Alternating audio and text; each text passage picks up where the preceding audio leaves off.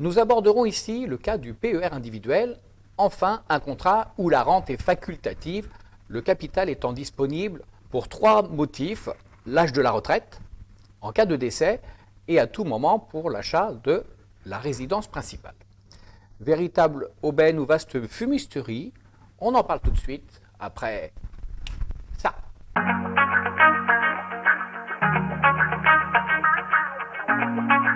Bonjour, je suis Jean-Noël Lopère, formateur en gestion de patrimoine et en immobilier. Je te propose d'aborder l'essentiel du PER en 4 étapes. Quel est l'impôt en cas de sortie en capital? Et tu verras qu'il y a une grosse surprise. Les astuces pour réduire l'addition fiscale. Dans quelle situation le PER s'avère être un placement bien plus efficace à vocation successorale qu'en plan d'épargne retraite? Et enfin, faut-il transférer les anciens dispositifs d'épargne retraite en faveur du PER? Nous allons parler de l'impôt et pour commencer de cette fameuse sortie qu'on nous promet en capital. Une dame que nous appellerons Madame Gentil souhaite acquérir sa résidence principale avec l'argent de son PER.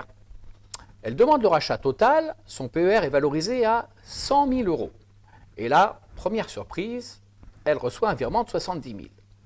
Elle appelle son conseiller. Je ne comprends pas, j'ai demandé un rachat total, pourquoi vous ne m'avez pas tout donné? Il manque 30 000 euros. Si, vous avez bien reçu le rachat total, simplement, on a déduit à la source les impôts. Il y a 30 000 euros qui sont partis dans la poche du percepteur.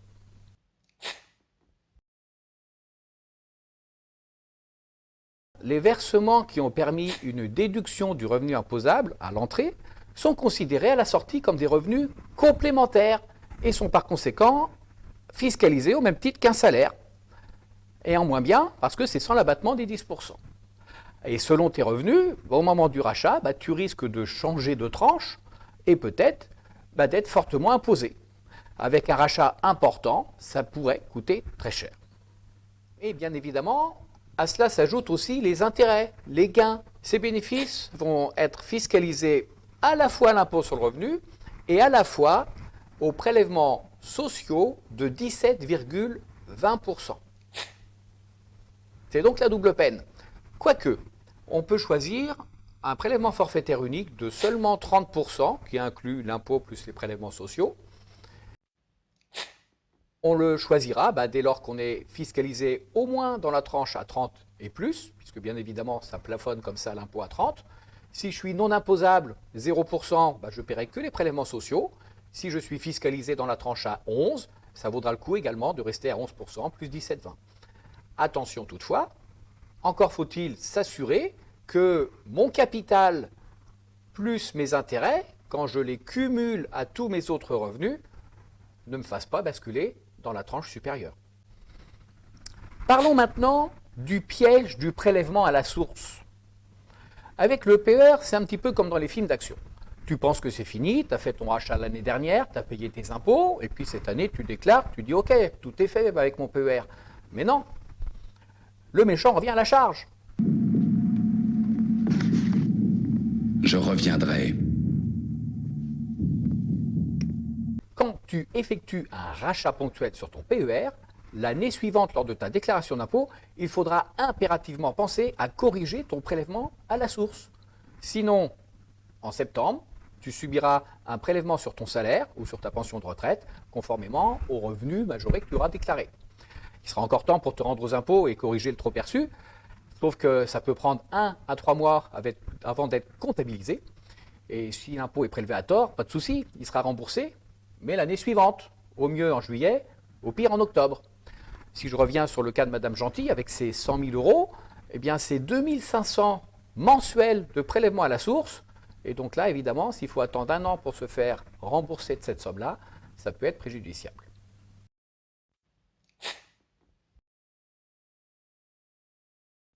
Quand on perçoit un revenu exceptionnel à la fois par son montant et par sa fréquence, tu peux solliciter le système du quotient. Avec ce système, on va te permettre de payer les impôts sans sauter de tranche en restant dans les tranches les plus basses et donc réduire la pression fiscale. Attention, ce n'est pas systématique, ce n'est pas automatique, il faut en faire la demande au moment de la déclaration d'impôt. Astuce numéro 2. Si tu n'as pas besoin de la totalité des sommes, fais un rachat ponctuel, partiel. Étale tes rachats dans le temps. Comme ça, tu seras sûr de rester sur les petites tranches. Attention toutefois, avec des rachats annuels réguliers, l'option pour le système du quotient n'est plus possible. Astuce numéro 3. Opte pour la rente viagère. Après tout, pourquoi pas? C'est un contrat retraite, c'est fait pour ça. Et enfin, l'astuce numéro 4 qui est ma préférée, c'est de transférer ce capital par décès. En cas de décès du souscripteur ou de son conjoint marié ou partenaire de Pacs, hormis les prélèvements sociaux de 17-20, pris simplement sur les intérêts, il n'y a aucun impôt, ni sur le revenu, ni sur les droits de succession. En utilisant le PER comme un outil de transmission, pendant la phase d'épargne, tu réduis tes impôts, et au décès de ton partenaire, de ton conjoint ou si c'est toi, tu ne redonnes pas un centime au percepteur. Du coup, le PER s'avère être un placement bien plus efficace à vocation successorale qu'en plan d'épargne retraite. On pourrait même l'appeler plan succession, par contre, attention, au sein du couple. Je parle bien de transmettre à son partenaire de Pacs ou à son conjoint, parce que seuls eux sont exonérés de droits de succession. Alors, faut-il transférer les anciens dispositifs, PER, Madelin, Préfonds, article 83 sur le PER? Eh bien non, parce que sauf cas particulier, c'est une très mauvaise idée.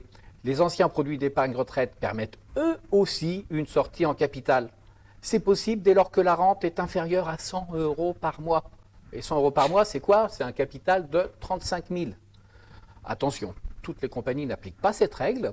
Si on te le refuse, tu transfères ton contrat dans une autre compagnie. Prenons l'exemple d'un rachat en capital sur un PERP, plan d'épargne retraite populaire, l'ancêtre du PER, valorisé à 35 000.